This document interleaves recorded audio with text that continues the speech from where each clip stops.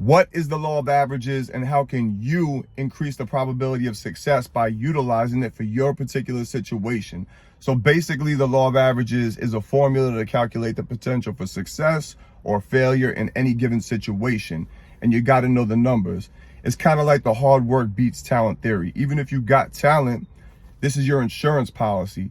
So your objective is to stack the probability of success so highly by properly preparing for that situation that you decrease the potential for failure to its minimum. And again, there is no guarantee.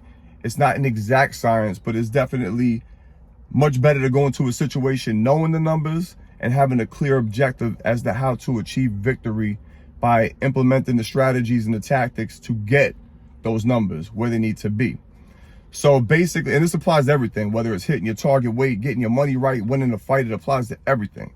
Know the numbers, approach the situation with a specific goal in mind, and execute, and you should have the law of averages in your favor, and destiny will owe you victory, hopefully.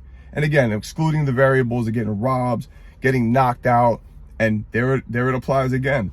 If somebody has the potential to knock you out, which anybody does, but say someone's a knockout puncher, you know the potential for you getting knocked out is going to increase the more you get hit. So you got to minimize the amount of times that you get hit. So again, you're utilizing the law of averages in another way.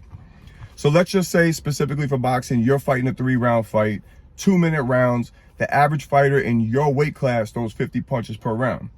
You want to maximize the probability of success by throwing more than 50 punches per round. Yes, there's a cap on it, but whatever the limit is, you're going to come and push it to the limit. Each round, you're going to push it to the limit to increase the probability of success through volume and also, more importantly, in the beginning, through accuracy, okay? So if you have a higher percentage of accuracy than the average fighter, you have a higher volume of output than the average fighter, and you don't get knocked out and you don't get robbed, I can almost guarantee you, you will be successful. Anyway, see how this applies to your particular situation. Hope you found this informative. Like, subscribe, comment, share. Go check me out on Instagram at coach.v_.